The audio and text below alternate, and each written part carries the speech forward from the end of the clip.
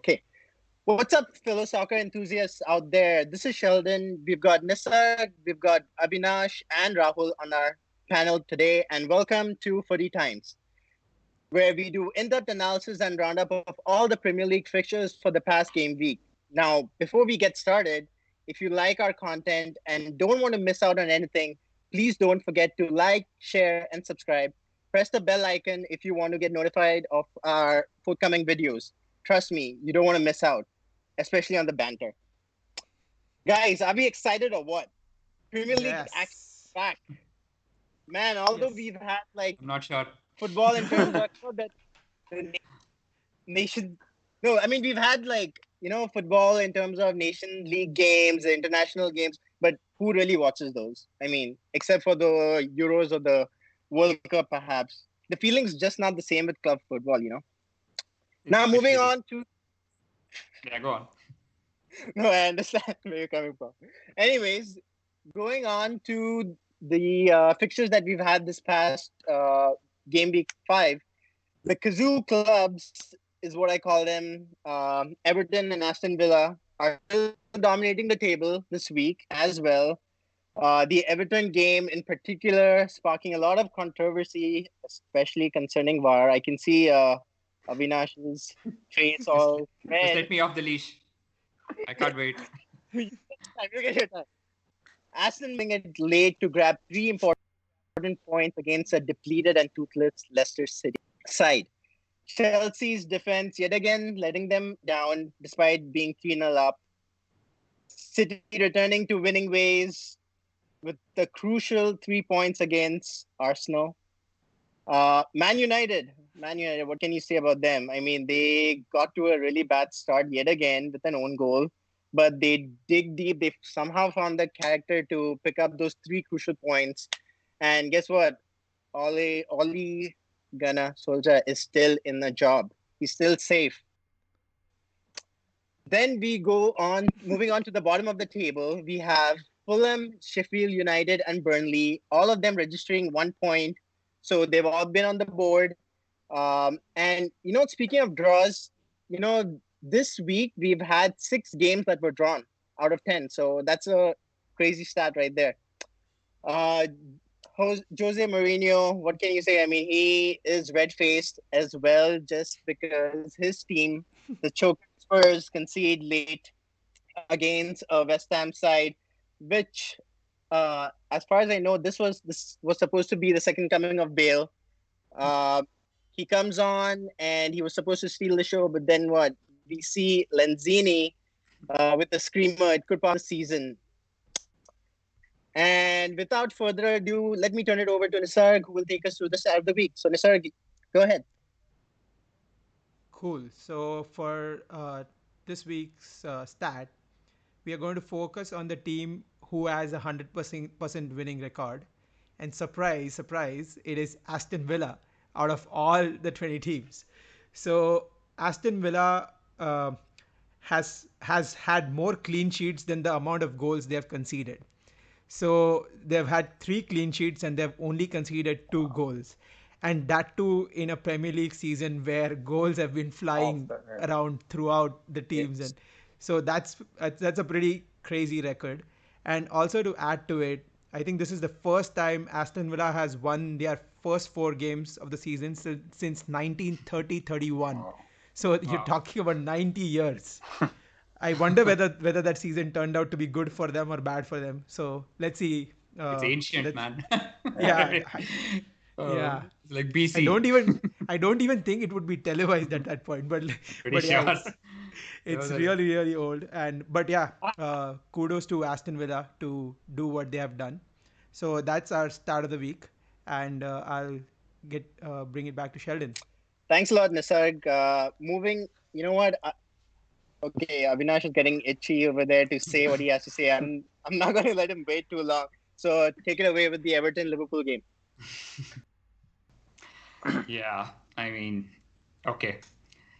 Fair warning, I think this could go a bit because, And you're not even going to talk about storylines and plays, right, Avinash?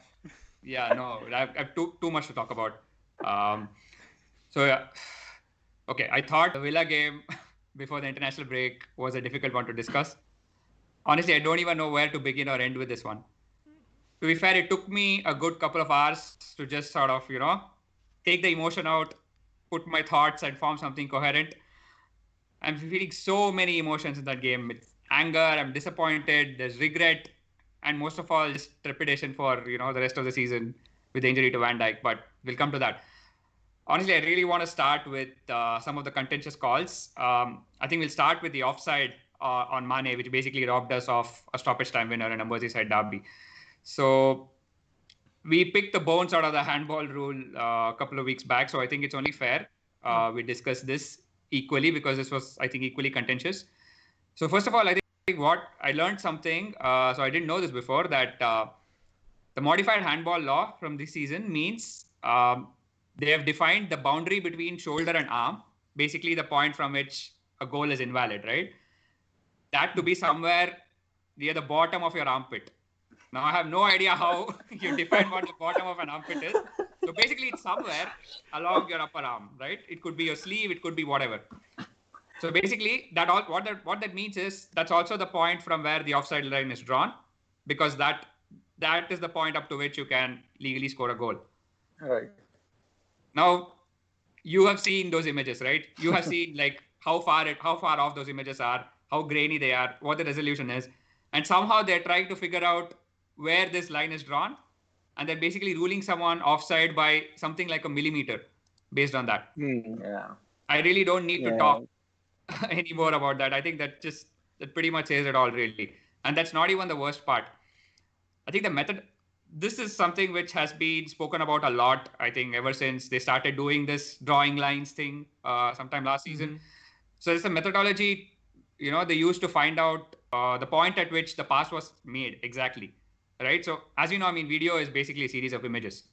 And so no matter what the resolution is, there is absolutely no way you can, nail the precise point at which the pass was made. Where the pass was. It depends on. It depends on the frame rate. And basically, we discussed the frame rate needs to be faster than the player. Fastest player. Yeah. So that's the not fastest going to player happen, right? in the world. It's going to be at the speed of light or something. So it's not possible to pick the exact image, right?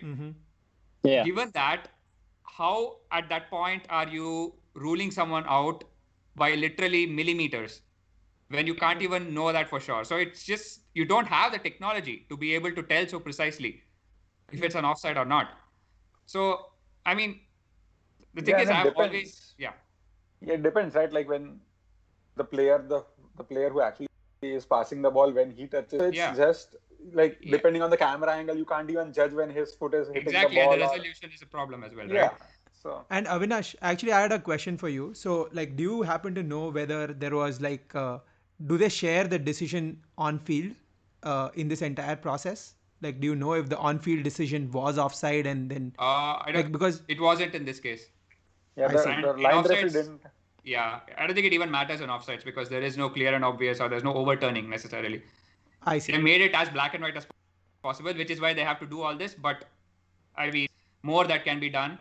I mean, there's been talk of building in some sort of threshold, or going with some kind of an umpire's call type thing, like in cricket, where if it's too close to call, you go with that is something fair, like that. But so this is an implementation issue, right?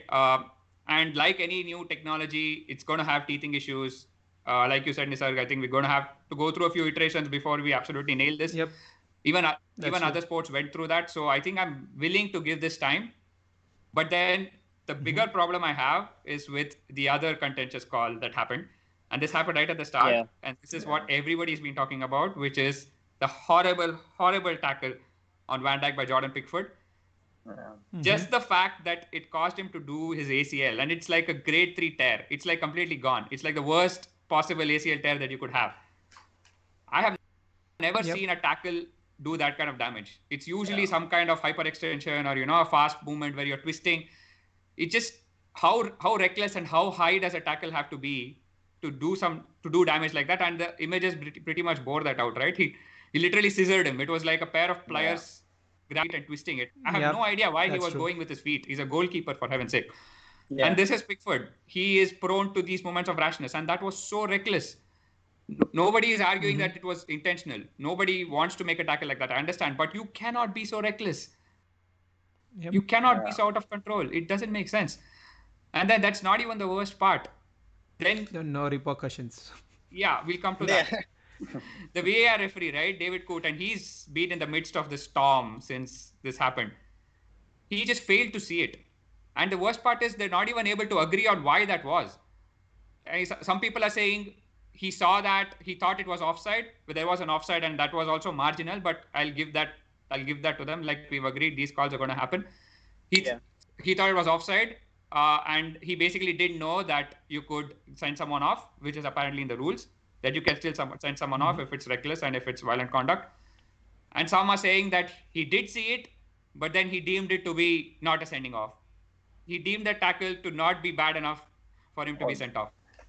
And but this is kind of messed up. I mean, but don't you think that, I mean, the fact that it's like he did not deem it to be, sent off worthy. I mean, the fact that everyone else thinks that it was a clear-cut sending off. I've never seen a more unanimous thing. Even Everton fans are saying exactly. it. I mean, with such blunders happening in VAR, where does the accountability issue come into play over here? Like, does the referees need to go some sort of retraining in order to prevent them from getting these? Like, what do you think on that?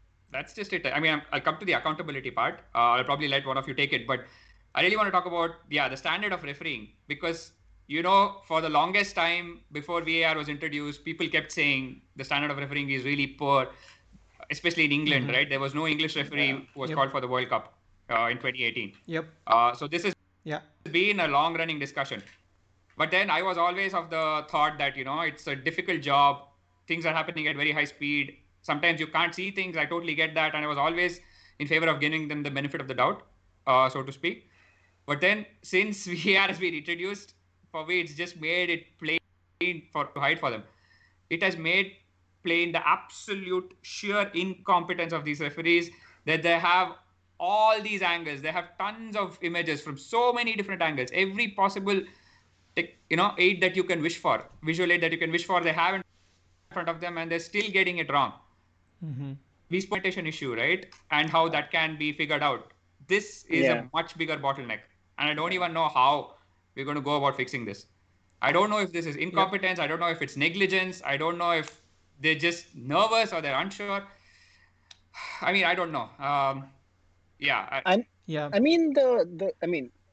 Everton versus Liverpool, it's not a small game to be, you've got to be on your game in terms of decision making, because everything is contentious. I mean, since both teams are, in form, and both of them, it's a derby at the end of the day. So I feel like you cannot let the VAR referee, let go of by saying that, oh, he was nervous or anything. I mean, it's something which needs to be looked into personally, I think. Like, there are retrospective bans for players after the match also. There has to be something for the referees too. I mean, obviously not bans or something. But as you say, send them back to school or take over and see the rules or what needs to be done better. But for sure, there needs to be accountability. In either of the 2 points that you said, Avinash, it doesn't really make sense for the referee to mess it up. Like, it's still not a gray area. Exactly. Like, even after a foul, like as you said, even after a foul, like, you see players being sent off when the play is not even on. Like, players are being sent off. So that's not even like a gray issue. It happened in the very game. Richarlison's tackle was after the foul was made. So that's right. I mean, Right. So there is definitely that contentions between their decisions itself. So accountability, I think, is going to be a very big thing. You want to say something, sir? As in, this has come up again also, right? I think last season, there was the Villa Sheffield game where the ball went over the line. First game after the Project Restart, I think. Project Restart, As in, the ball went over the line, but VAR chose not to intervene because the goal line technology did not, it malfunctioned or did not buzz on the referee's watch or something. Like, my opinion is, like, I feel sometimes this VAR, introduction of VAR probably is just going to make the quality of refereeing worse, because I just feel that referees feel that we don't have to that be is Just correct. defer. that is As something in, which is being discussed. It's been debated out there among fans that maybe the referees are not doing their job. The on-field referees, maybe they think that the VAR will take care of it. No, but in this case, the off-field referee messed it up, right? Yeah. No, that's So- No, essentially as the in- case that's we're what talking he's saying. about. Yeah. so what I mean is, like, the referee that is off, like the VAR referee is an on-field referee also Yeah. at Yeah. some point. So Right. the thing is Yeah. that incompetency is already there. Now it is just being taken behind the screen.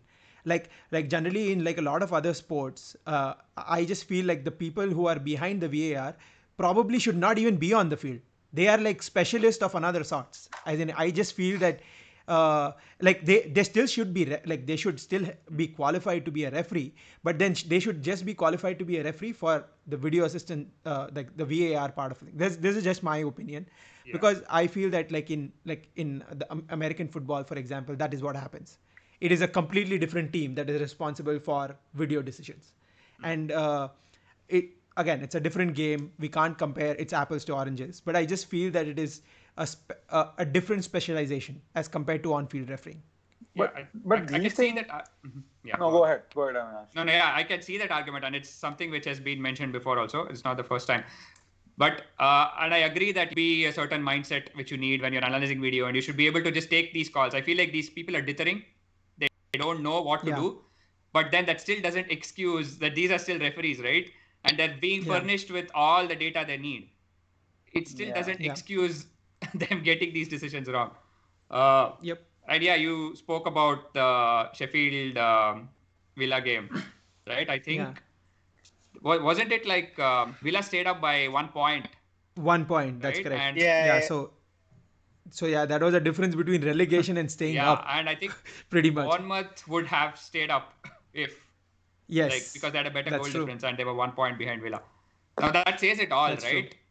A club like Bournemouth, who got relegated, they're not the most well off.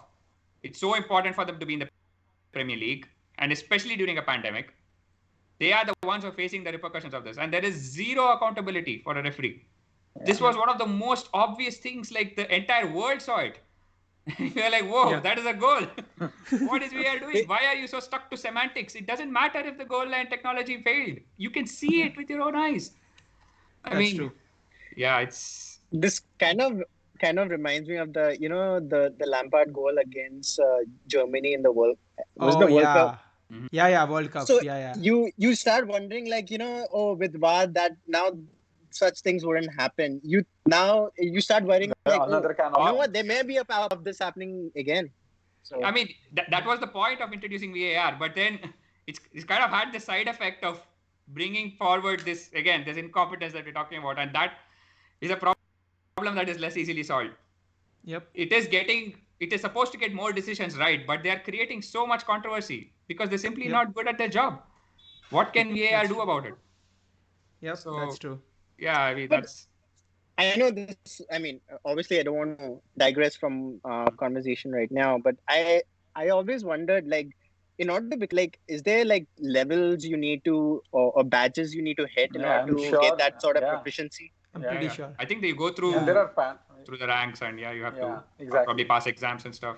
There's a Yeah. lot of training. Because okay, that makes sense. That's how I would expect as well. Of But course. the fact that these what do you call, mistakes or errors keep happening over and over again, you start questioning: is the standard set stringent enough? Is it a proper standard, or is it just like, oh, you pass fail sort of thing and you just become a referee? Yeah. I don't know. It's anybody's guess, right? It just throws the entire thing open to question. Where are they going wrong? Like, I think with so much of money at stake, I Exactly. think they need to raise those Yeah. standards. Yeah, and I've heard this argument about VAR is spoiling the game. We were better off. I'm like, you have raised the stakes so much. There is so much money in the game. What is wrong with wanting to get decisions right? The whole point is because I would hate it if I was given a wrong decision. I don't mind the offside because, at least we are looking at it and I understand the concept. I understand why this is in place. And I'm still pro VAR, but then this is something, there are bottlenecks here which are, making it really hard to implement. Yeah. And Could it be that the VAR referee is like under tremendous pressure to get the decision so that the game can go on?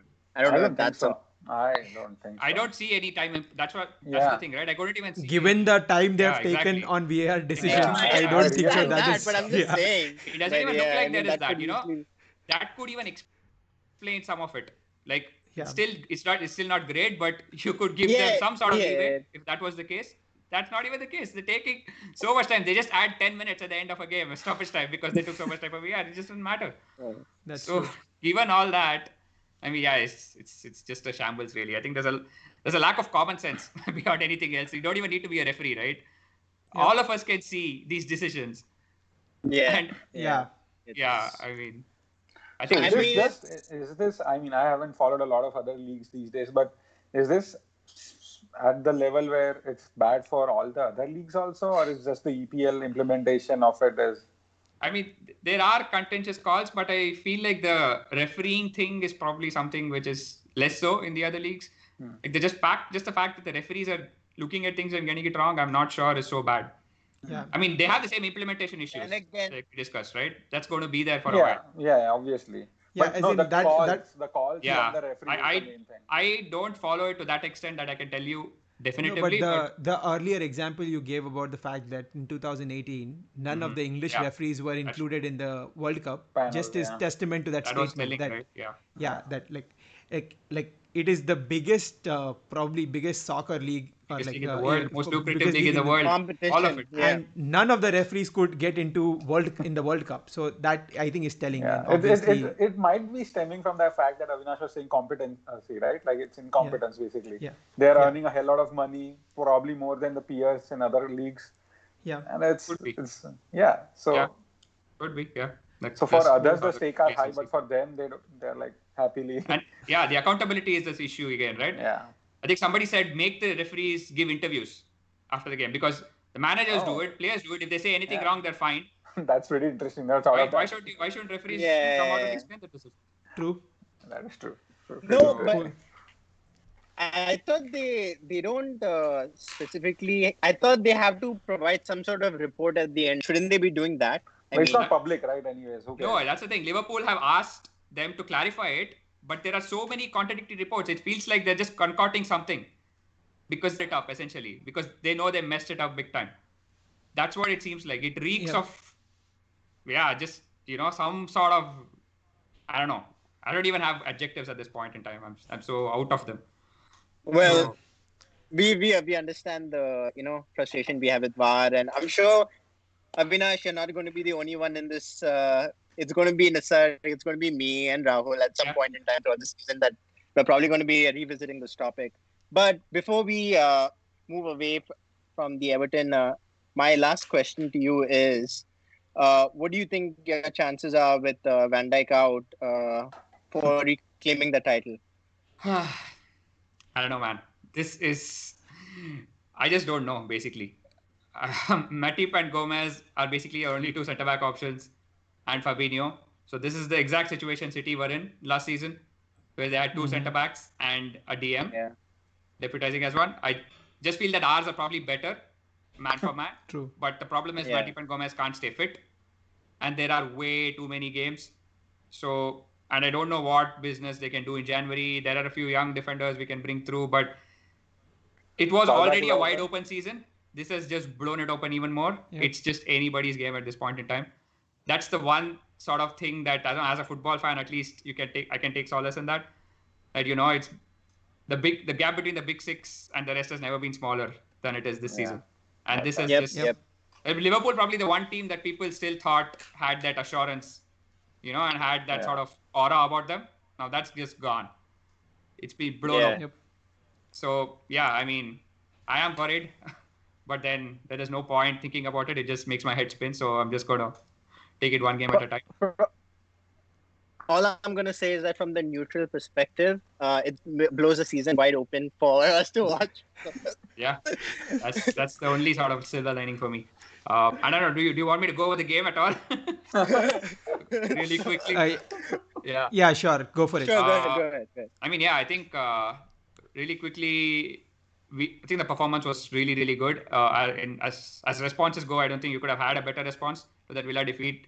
They came out of the blocks fast. It was intense. Everything that was missing in the Villa game was there. Everton couldn't live with us in the first 20 minutes. Like that should have been a sending off, and we should have been 1-0 up, and the game would have changed. But even otherwise, he completely bossed the midfield. Thiago was just outstanding. He just maintained his composure. He was like a beacon of calm amidst all that manic, madness that was going on around him. Yeah. And Henderson was outstanding as well. The only time Everton had some joy was when they started playing long balls, especially once Van Dijk went off, and they just started winning those second balls. And even the 2 goals that they scored basically came because Van Dijk wasn't there to head them away. Like the first one was a set piece. If Van Dijk's there, he just heads it out. The second one also came at the far post, which is exactly where Van Dijk would have been because it was on his side. So if Van Dijk isn't there, we probably win that game 3-0. I mean, if Van Dijk plays. So, yeah, I mean, I don't think I can really criticize the performance. It was really good. The only thing was Adrian, we were going long far too often, so couldn't have as much control. And if Alisson was there, I think we would have controlled the game way more. And maybe, But I'm pretty sure you don't want Adrian to go short and do any blunders. No, I agree. No, absolutely. Absolutely. No. But yeah, I think to put salt to the wounds, I think Pickford also made a lot of good saves towards the end of the game. Yeah, he was pretty good, actually. I mean, sorry, Avinash, but no, that sort of adds performance. To the whole... That 90 minutes was Pickford in microcosm. He made that crazy challenge. He screwed up on that Henderson goal. Yep. He got, the offside spared him, and then he made 2 brilliant saves. That is basically Pickford in a nutshell, right? Yeah. And there is a lot of debate about whether he should be taken out of the Everton team, of the England team. I don't think he should be England's number 1. It's just ridiculous when you have players like Pope and Dean Henderson waiting in the wings. So, yeah, I mean, that's just it. And I think I'm afraid this is a sign of things to come. The set pieces and crosses. I just hope we don't go back to the pre-Van Dijk era where I was basically every time there was a set piece, a corner, a free kick, teams would just lump balls into the box from anywhere. And I think that we're going to see more of that. So not particularly looking forward to that. So hopefully we can hold it together. And yeah, I think we can probably move on. We have covered this extensively now. Oh, yeah. Obviously. And you know what? Right before we move on, just a fun fact. The year in which Everton won the title, we know they drew with Liverpool 2-2. Wait, when was this? I just wanted to let you know about that. 1962, 1963. Yeah, it's the same one. Stop it already. Can we move on, please? Okay. And moving on to the supposed big game of the week. It was Man City versus Arsenal, and Man City were coming back from like horrible performances and stuff like that. So you know what, Rahul, why don't you take it away? Yeah, it was interesting. There was hope that Man City aren't invincible at Etihad, and we, for the life of us, have been like the first team probably that go to Etihad. Like I don't think we have taken off points from City there, like in the last 3-4 years, I guess. I think the Big Six away is like some 30 games or something. I need to check that up, but something in the high 20s. It's basically a really, really long time. Could be more. For Arsenal, you mean? Yeah, to get a win away at Big Six. So yeah, go on. Yeah, so I think going into the game, it was sort of a mixed expectations, like where Leicester sort of put through the whole team off. Versus on the other hand, our bad record at Etihad. So it was sort of mixed bag when we went in.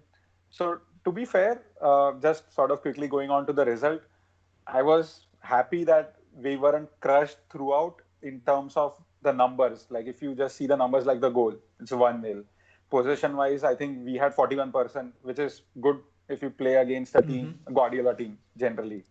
So we had a good amount of possessions. We didn't let them have a lot of shots on target or generally off target. So we matched all the stats really to City, which is, I was pretty surprised, to be honest. So I felt that on paper, like this should have been like a good game for us. But the bottom line is we lost points there. So definitely in like all the teams are performing like even beyond the top 6 teams are getting points, and also it's going to be a tough season to get into the top 4. So from that perspective, I felt that it could have been like it's a missed point or two for a missed point for sure. So, but yeah, going back to the game, I feel Saka has been like our favorite person to. He had a Saka, yep. He seemed to be the only guy who was trying to make things happen. Right.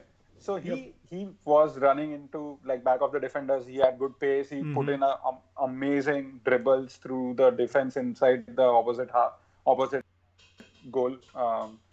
But the final sort of shot eluded him. Like I have seen him score goals in the position that he was, and he shot for this game, but he couldn't score. So that was definitely a let off. But he was definitely one of the most shining things in the whole game.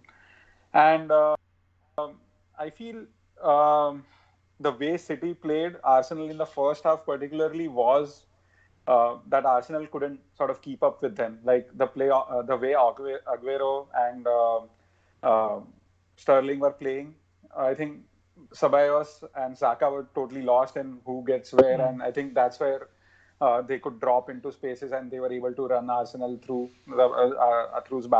Arsenal's back line. And the other thing was their closing in of Arsenal's defense, as in when Arsenal from the back goalkeeper, the way they were closing Arsenal down was pretty amazing. Like it was almost like clockwork. Like Guardiola might have said like, oh, these are the 3 players that's going to sort of start the play from the back, and they were perfectly on to us. So that was so everyone, like almost the third player had to put his ball, clear it out. So there weren't a lot of chances that were sort of getting created from the back. So, and in second half, I think it was a bit better. Arsenal sort of tried different strategies to play out of the back, and it did work. So, yeah, it was a mixed game for sure. I'm obviously not happy with the scoreline and lost points, but at least it was not a lot of humiliation, I guess. And I think one other sort of contentious, again, going back to the whole VAR thing, I don't know what you guys think about it, but the high foot on Gabriel from would have been a foul outside the box, but as we discussed, like it really depends. Like the rules inside and outside the box are different a lot. So, but yeah, I felt that at least should have been reviewed by VAR. It was not, and the final, the halftime whistle blew, and yeah, we couldn't do anything. So yeah, I don't have a lot to add on that. Yeah. So I was sort of happy that they boring game. Yeah, it was. So it was a boring game, right? I expected a little bit better, I guess. Yeah.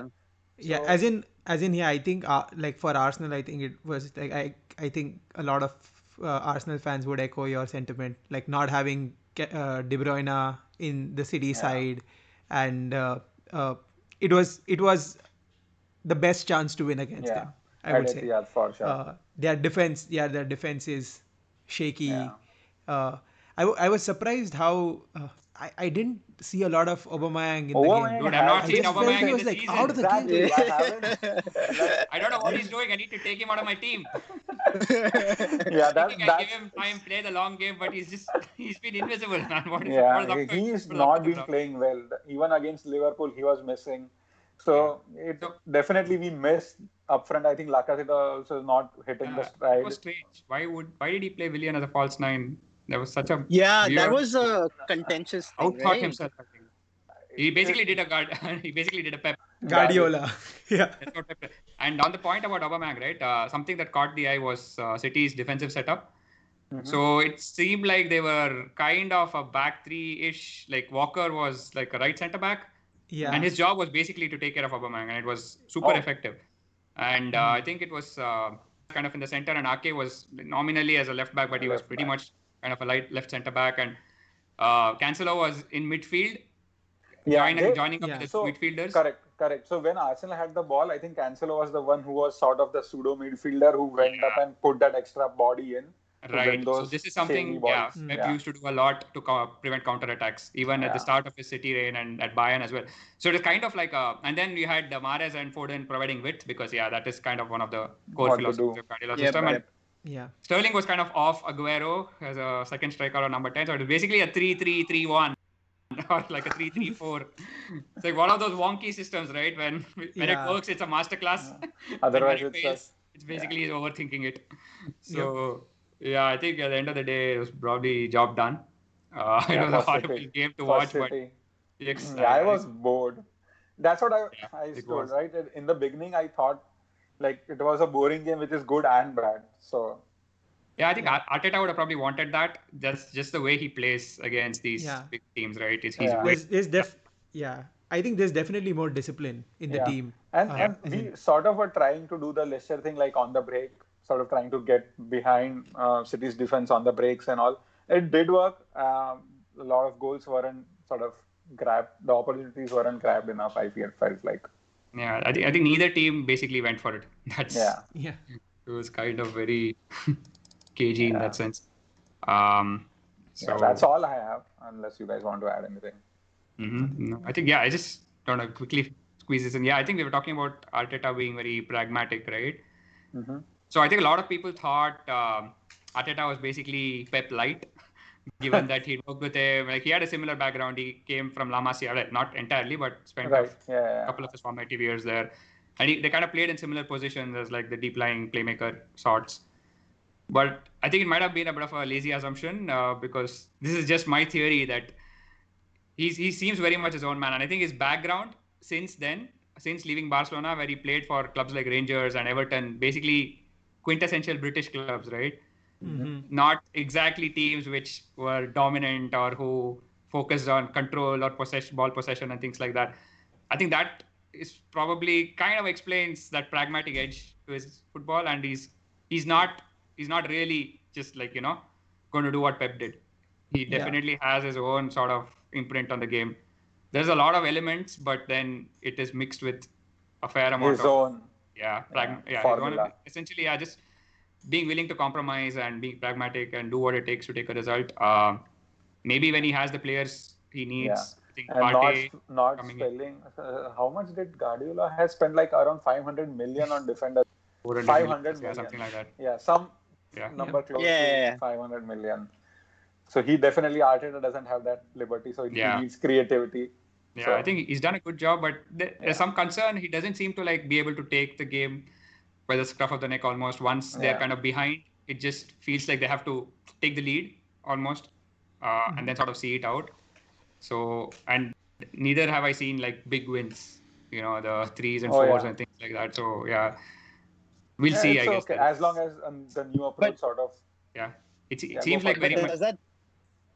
Sorry, I was going to add that, but does that stem from the manager perspective per se, or does that come from the character of those players on the field themselves? I feel it's the manager. I think it's the manager basically adapting to right. what he has.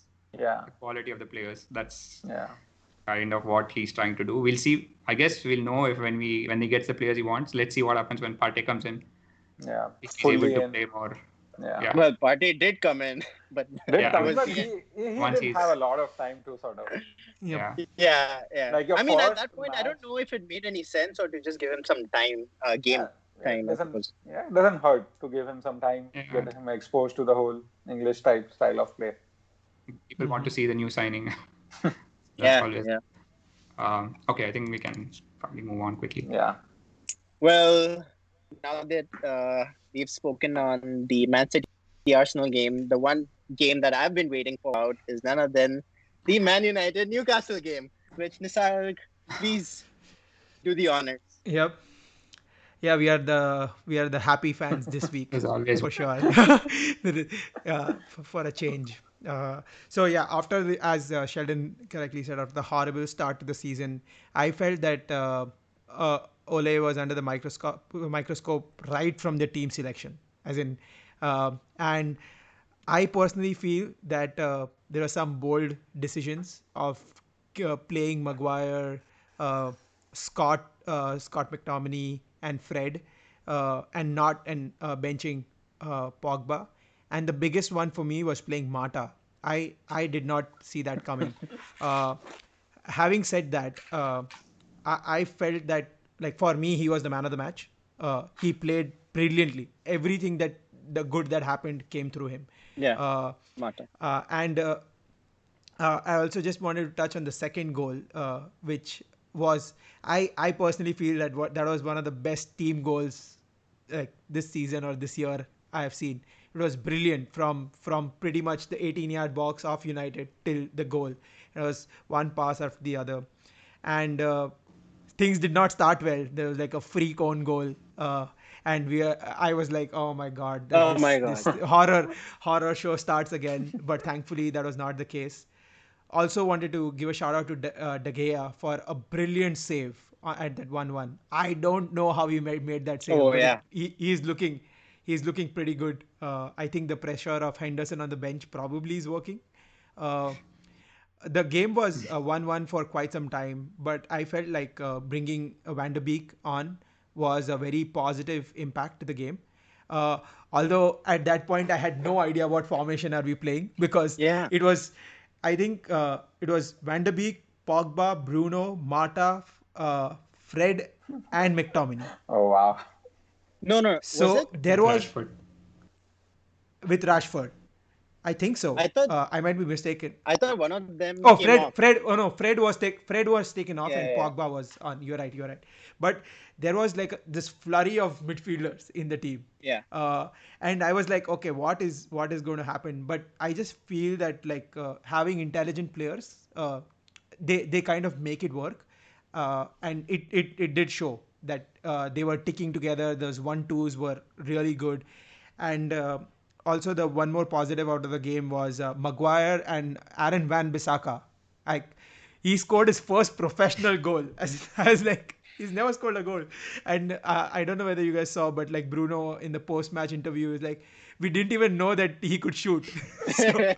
so it was funny, and I think we definitely had a better shape after the Tottenham horror show. I think we needed this stability, which we got in the game through having two DMs along with the defense. And yeah, and one more thing was Bruno did miss a penalty, so the odds finally caught up onto him. Uh, and yeah, I think also a good game for Rashford, two assists, one goal. Hopefully, hopefully this game gives the right boost for the tough round of fixtures uh, that lie ahead of United.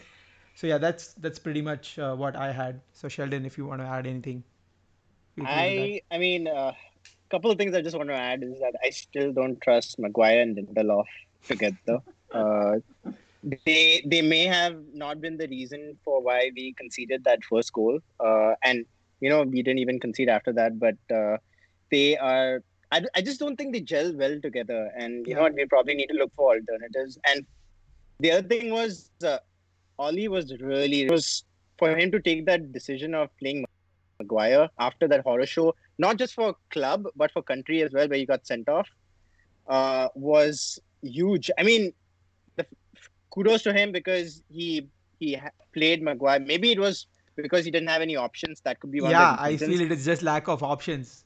By But the he's always But injured. he didn't do well though, Maguire, did yeah, he? Like, Yeah, he did do well. scored the He was equalizer fairly also. solid. he Yeah. scored the equalizer and everything. And you know what? That's going to do him a world of confidence. I mean, raise his confidence and stuff, and do him a really hope he comes back stronger. I heard he got a little bit of a niggling injury and stuff like that. But with that being said, certain I've always criticized Oli for his tactics, and the fact that he dropped Pogba I thought that was really good because it gives Pogba a little bit of time to actually get into the groove and start performing to the level at which he should be. And I still don't understand what it would need for Van de Beek to actually get a start. Start. The Yeah, why is guy that not is. happening? I Yeah, I always think wonder that. like I feel that I honestly. I think it's probably yeah, go just ahead. easing him Sorry. in, Go ahead. right? Go ahead. Yeah, I just feel that like given the shape and like you can only play one out of the three, Bruno, Pogba, or Van de Beek. True. Like it is very evident that our defense is not good enough. We need two defensive midfielders. Uh, like till we fix up our centre back partnership, I don't think so. We can afford to have two expansive players who are not disciplined enough. Maybe a Fred and Pogba can work because you need that mobility for him to clear things out. But yeah, that's just my opinion. I feel that like given the defensive problems, this might be the temporary band-aid that we need. Yeah, I think maybe if you had two proper wide players, then maybe the fullbacks can stay back, and then you can push both Bruno and Pogba. So you kind of have the numbers, both protection-wise and going forward. Oh, although having said that, in this game, like when like this flurry of midfielders were on, I think like playing Van der Beek or Bruno on the left still works, as in they are intelligent enough to make it work. Yeah, said about Oli before, right? There is a lot. I still think there's a lot of freestyle football, and you put basically, like you said, Mata and Bruno basically ran that game. From what I saw, they were just on a different page, on a different level to anybody else. This was just, they were basically passing and moving, just that's kind of how you break down an organized defense essentially. And they were just finding space, picking the ball in pockets, pass, move. That's basically, what they were doing. And so I just feel like that's kind of how it worked out in the end. You just put a bunch of talented players, and that was a really good counter, like you said. And the other thing I was going to add was that the only reason why I could see Van der Beek not starting is because Oli probably thinks that Van der Beek and Bruno kind of play in a similar role. So, and obviously Bruno takes first precedence. So that's the only thing. But yeah, Rahul, were you going to say something? No. Oh, okay. No worries. I was going to say the last thing I was going to say is that I wouldn't get too carried away with this victory. I know it was important 3 points and stuff, but we still have in the league itself, we've got to play Chelsea, we've got to play Arsenal and Everton, all three in the line. So, if we could get a draw, that would be a miracle in my eyes. So we'll see. But I'm a happy Man United fan, so I'm not going to be complaining. Yeah, probably. Anyway, moving on from the Man United Newcastle game to the Spurs versus West Ham game, which happens to be I think the Spurs is in North London and West Ham's probably in East London. So it's some sort of like East London. So it's some sort of a London derby. Think of it that way. Derby, yeah. Yeah, you know what? Before this game started, or rather, right when we kind of were in the first couple of minutes of this game, I kind of tweeted like, what? Spurs are the dark horses to win the league this year. Look at their strike force. They've got Kane, they've got Son.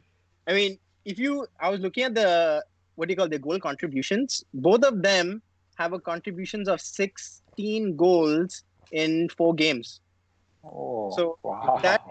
that is like ridiculous. One's dominating the goals and then the other one's dominating the assists. Yeah, they're both sort of setting up each other. Yeah, it's crazy. I love the way how Jose has it set up and stuff. I wish he did something similar when he was at United. Unfortunately, it didn't happen. But Spurs are scoring goals, free-flowing football, and but unfortunately, in this game they went 3-0 up, and it was in the first 15 minutes they actually went 3-0 up, and especially kudos to Kane with his ability to actually make a 40-yard pass in the first goal, was ridiculous. And then you obviously want to make sure you take up Son's ability to run at the defense at pace, trying to get in behind and, score that goal. And then obviously Son returning the favor with Kane scoring, doing like a double nutmeg and scoring the second goal. These kind of goals are like really amazing goals. I really enjoyed them despite not being a Spurs fan and stuff like that. But I just thought that Spurs were back, and this was going to be, they scored 3 goals. It's going to be some sort of like a landslide. We're going to see like 8, something ridiculous like 8 goals. or if it was have you seen Jose Mourinho's football before? I was going to say, if it is a typical Jose, he would close up shop right after the first half and, have them parking like, one of those London buses over there. Anyways, the point I was trying to make is that, it's crazy how the PL is so exciting this season because things change like that. It's so ridiculous. There was this portion of the game which was like, kind of gray. Not gray, as in it was pretty slow. Nothing was happening. Both sides were creating chances and everything, but nothing fruitful, or there was no end product at the end. But then right when you hit the, the first 80th minute or something. Yeah, 81st, yeah. And that's when they decide, oh, you know what, they score a goal, and then you're like, okay, you know what, Spurs are still like, okay, we are 3-1. I mean, we're still 3 goals. We still have this game in hand, and then out of nowhere, 2 minutes later, they score another goal, because of I don't know if I want to call it stupidity by Davinson He could Sanchez, have but done better, I think. Yeah. I think so. He could have done better. He's not. I don't know if having Dyer in that position would have helped in any way, because both are pretty. It's like choosing the lesser of the two evils. But they were like, that was very pivotal, because then the moment it was 3-2, it was, you know what, free fall. You Game know, on. if Yeah. West Ham, like, you know, they were like, they and then you had, and this this was such a dampener to Bale. I mean, this was the second. It was the second debut. He came on. It was like fairy tale. The moment he came on, he took a free kick. I thought, oh my god, he's probably going to get it in the top corner or something like that, and it's going to be a winner. Pick up where he left off. But yeah, Basically. yeah, and then that didn't really happen. I still think that, you know, Bale had like the short stint of like 20 minutes or something, but I still think he has quite a bit of to offer Spurs at this point in time. I think we will see quite pretty decent amount of goals scored. I don't think I don't see him starting. I think Lamela and Bergwijn may be ahead of him, as far as that is concerned. But you know what? Let's forget about those things. Let's talk about what was the most important thing: the goal by Lanzini. He comes off the bench, and that's screamer. Like, in what I think it was like fourth. It was the minute last of kick. It was injury last time. kick It of the was, game for sure. what the hell happened? It reminded me of the time when Iniesta scored against Chelsea, or you know, the Scholes, the typical Scholes screamers and stuff like that. It was like, I was like, whoa, and Jose's face was word looking at it. I was like, what? The guy's like, I feel sorry for him. He's like, dude, what am I supposed to do? Like, but I don't know. I just feel like, you know, Spurs have all that's required to definitely make it to a top 4. I think they're apart from the big club mentality. Basically, apart. I was going to say apart from being Spurs. Same thing. Yeah, I mean, they're good players, but you know, their ability to, like, you know, dig themselves, you know, out of this hole, trying to get themselves over that line. I don't know. If there's any person who can get them to achieve that, it's Jose. I feel, other than that, I don't see anyone else kind of getting them to win a trophy, for that matter. I mean, they have to kind of get over that hurdle. You could think of it that way. But if with all said and done, I still am not convinced by, you know, their defensive line of like Davinson Sanchez, Alderweireld, and Aurier and Regulan are kind of good when they go up. I think Regulan also, with his perfect cross, inch perfect cross to Kane, was really, really good. But in in totality, I think Spurs have a way to go in order to, you know, try and make sure they seal that top 4. I think I still think that they are the dark horses. With Kane and Son, they're in like super form. Yeah. That would be my take on the new game. Do you guys have anything else to add? Oh, not the Newcastle game. The Southampton. West Ham. What am I doing? Manchester United won. We get it. Move on. West Ham. Come on. Okay. Moving on to the other game, which is the Chelsea Southampton game. Avinash, do you want to take us through Lampard's heartbreak? It's a season of 3-3s. I saw somebody say 3-3 is the new 0-0. That's basically, there are more 3-3s than there are 0-0s now. And so, at least the viewer wins in that case.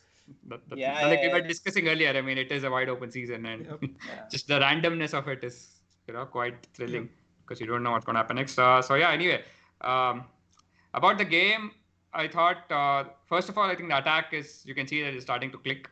Some of the link up. So basically, this time it was a front 4 of Werner, up top, Havertz behind him, Pulisic and Mount in the wide areas. Some of the link-up play was really nice to watch. Werner got his first PL goals. He scored a brace. And I think this was the perfect game for him to play up front because of Southampton's high line. Because he had so much space to run into behind, and both his goals came, from runs in behind. And this is basically a player who was caught offside the most number of times in Bundesliga last season. Interesting. He practically lives on the shoulder of the last defender, so I think this was the perfect game for him. We have seen him struggle. Not the shoulder, Avinash, as you said. Somewhere in the armpit. No, please, let's not go there. Good point though. But yeah, and we've seen him kind of struggle a bit, played off the left, and Lampard was unsure where to play him, but I think this game was perfect for him to start up front. He may see more difficult games going forward. But yeah, I think essentially you're going to put so many good attacking players on the pitch. I think they're going to score goals no matter who the manager is. So goals are not going to be a problem for Chelsea this season with the attacking talent they have. The problem is at the other end. So if you just analyze the type of goals, they conceded all different types of goals in this game, right? The first one was Havertz trying to the back. He tried to dribble out and lost the ball. And then basically Southampton scored on the transition because they were not in any shape to defend, essentially. So there's not much you can do about that. It's just basically, you got to be more mindful. Maybe a little bit better protection. The second individual error from Zuma, he just miscontrolled the ball when he was the last one. And with the high line you're playing, I think those mistakes are just going to be, amplified and made to look much worse. And Kepa was also at fault, which is nothing new. And the third was from a set piece. So basically they just lacked a dominant aerial presence. And that's, you're going to concede goals like that in the Premier League. And that's been a problem for Chelsea all the way through last season. I think important to mention that Thiago Silva is not playing. So he definitely will solve that to an extent. And also they had a lot of protection issues, I thought, when they were on the ball. And Jorginho had positioning issues. They were not always in... because, they have 4 attacking players, essentially, and they kind of have to balance that out. The positioning has to be absolutely spot on, because otherwise they're going to get counter-attacked, and that's kind of what was happening. Southampton was seeing a lot of joy, especially in the second half on the transition. So I just wanted to analyze what the sort of problems are with Chelsea. I think at this point, definitely there are personnel issues. And individually, the back line has to improve. And you just can do that by getting some better players in, I think, because I don't think any of the centre-backs they have are good enough. Midfield is a problem as well. Kante is he's having to do a lot of work on his own. And even he is not necessarily the best, I would say, to play in a system which is so front-footed. Because he's always played in a more defensive system, and he's always had somebody else alongside him who is also very defensive. So, and that's basically, then they have Kovacic, who is, again, more of a ball progressor. He works hard. I really like him, but again, not sure he has that sort of nous. So there is personal issues, but then I feel like there are systemic issues as well. Figured out on the training pitch. It's the hardest thing to do, finding the balance when you're trying to play so much on the front foot, when you're trying to monopolize the ball, which I assume is what Chelsea are trying to do, given that the players that they've signed. And we spoke about, the risky system that Liverpool play and how on point it has to be, and how you have to press, and you have to figure out how many you have to attack, how many you have to protect, just the positioning and essentially the balance, right? It comes down to finding the right balance. Yeah. And that's going to be down to time on the training pitch as well. And also game management, knowing sort of when to speed the game up, when to slow it down, just controlling the ball, all that kind of thing, basically. And so at this point, I'm still not sure what Chelsea's identity is. Last season, ironically, I thought it was clearer. It seemed like, Lampard had some ideas on what he wanted to do. And even though they suffered some defeats because, they had issues with creativity, and again, they couldn't protect adequately against counterattacks and stuff. This season is just all over the place. Every game, it seems like it's a different sort of strategy he's employing. Sometimes they're defensive, sometimes they're in a mid-block, sometimes they try to press high. And that's not going to work. He has to figure out what he wants to do. And I think just time will tell if he's going to get the backing. He's already got the backing. He's going to get more players next summer as well. So it's just a question of, is he the right man to define this vision, this strategy, this philosophy, and to implement it? I think the jury is very much out. So we're all kind of waiting on that. But yeah, there's going to be entertainment. I think that's for sure in Chelsea games going forward. So that's something to Well, I'm hoping they concede a lot more goals this coming weekend as well. Oh yeah, That's I true. think they could be ripe for picking off on the counter attack. If Oli continues to play like that, which I'm guessing he will. But we'll see. He has always played fire the back with Yeah. Chelsea. So basically any Big Six team, I think that's his sort of go-to system. So I think Chelsea. Yeah. And they have brought back Petr apparently. So talking about getting players, Avinash. Dude, I don't know what the hell that was about. He's been named to the Premier League squad. What is he like? Fourth keeper. So I've heard of. I have no idea. I've heard of player managers.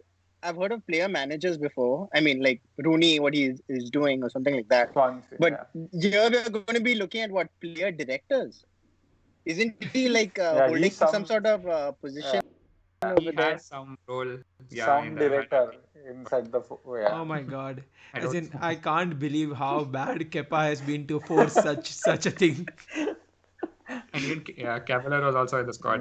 Maybe they will call in Kudicini also at this rate. If Kepa is. How far back do you want to go? Kudicini. They might just put a defender as a goalkeeper. Like anyways, they have John Terry did that. Chelsea were founded in 2004. Don't forget. So you can't go back. True that. So, I think that's pretty much all I had. So, do we want to discuss any other games? I think not. I mean, we've already covered most of the important ones at least. And